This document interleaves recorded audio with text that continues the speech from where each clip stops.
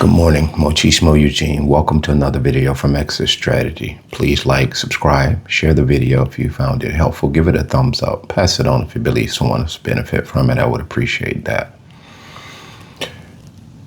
The narcissist causes you to bargain with your morals, thereby going on to manipulate you and extort you with them. When you meet them, they go on an all-out assault of your character, an assassination of your character. You don't know it, but that's their primary goal in destroying you. Because when they meet you, you are shining light. You are something they could never be. You're something that they envy. They want what you have, but since they're not humble enough or conscious enough, long enough to change, they want to change you.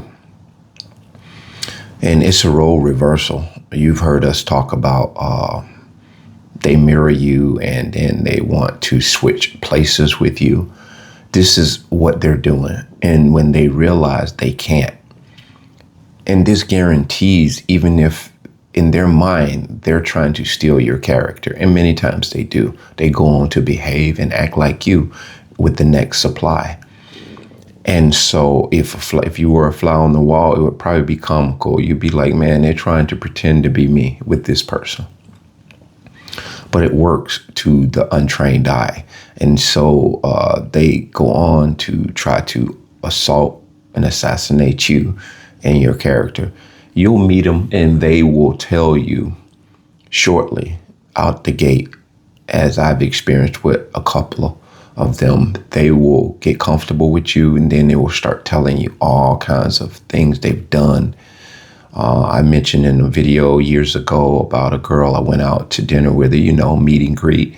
And at the dinner table, she began to start showing me pictures that she had done at a photo shoot. And the pictures went from raunchy to downright, why are you showing me this? I won't even say disgusting, because as adults, you can do what you want. I don't judge in that respect.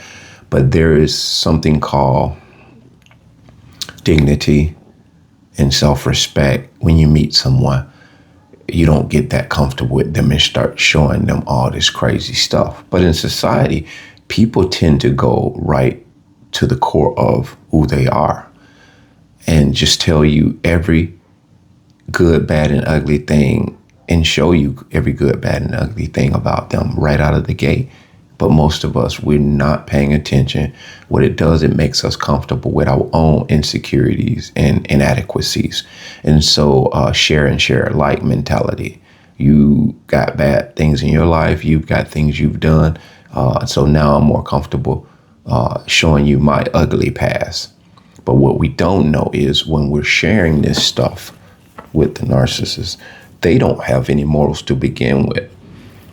And if you've gotten into an engagement with them, an interaction, whereas it got to a point where they tried to devalue you and extort you with or throw something up in your face that you did, that you divulged with them when you met them and you shared it. And you'll say, well, you did this or that. This is what they want, a tit for tat. And you'll find in that discussion, they try to outtalk you, outwit you, and downplay the thing that they shared with you.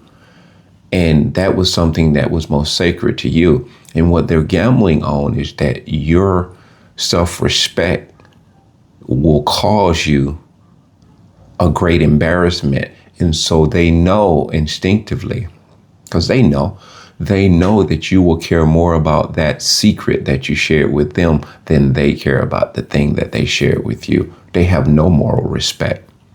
So you see how that works? So this is how they can easily share things with you, ugly, dirty, low down, smutty things about themselves. And they'll end up saying, I never told you that. And there you are with your mouth wide open. And they're also capitalized on the fact that you're not going to be able to recover and respond in the way that you would anticipate that you would, because you're floored that this person would even bring something like this or that up in an interaction or a disagreement. They'll reach far back to something that has no relation to the conversation that you're talking to them about. Their ego is broken like an egg. You can say, well, you forgot to take the trash out today. They will go from that and throw back on you to where when you maybe slept with a person, and the person you might have caught something from the person years ago, an experience that you would never relive. They would throw that up in your face to say, oh, you're nasty. You can't talk about me not taking the trash out, when you caught something from a girl or a guy. It has no relation, because they cannot acknowledge and accept and own a mistake, as small as it may be. It's a tit for tat. And so when you meet them, this is what they begin to do: go on an all-out assault and assassination of your character. Because once they can get you to open up and become transparent and start telling your most intimate, intricate details of your past, especially if they're not so pleasant, decades ago, years ago, months ago, something that's far behind you, and you've gone ahead and made peace with yourself, they will get these things and they will use them and leverage them against you. You're feeling all relieved, like, man, I can share some things with my past, and this person relates. They can't relate. It's something that they're going to use to annihilate you. And so they began to extort you. They began to indirectly tell you, without subconsciously, you're going to do this, you're going to do this, X, Y, Z, unless I tell or I share your secret. This is what they're saying subliminally. And a lot of you all are in relationships where you're hanging on by a thread. You're in that relationship and knowing you should disengage, but the only reason why you're still in it, they have your dirty little secret. Let's say you were in business with them. They'll get you to compromise on business and start doing dirty dealings, and start, let's say you're in a business together. They'll teach you how to scam and avoid paying, let's say, taxes, take money under the table. And then when it's all said and done, you'll find that they have precise records as to what you didn't do right. And this will come up, and this is why you'll find yourself can't get out of that situation with them, because they're holding something over your head. It's a very dirty interaction when you meet a person and you want to believe they have your best interests at hand as you do theirs. And being none the wiser is far from that being the case. You know, I observe the way certain people move in society, and there are people that I've known, or I know, that have moved up the ranks in these little jobs that I see them at. And they're bouncing around,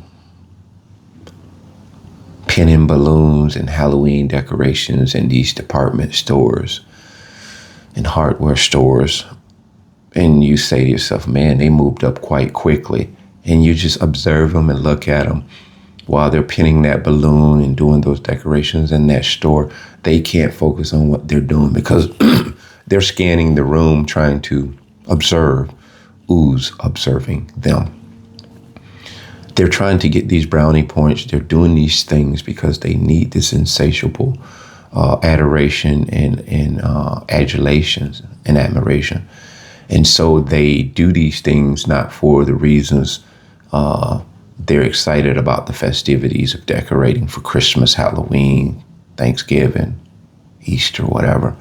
They are doing it because this is going to garner them the attention that they so much need on a regular second to second basis.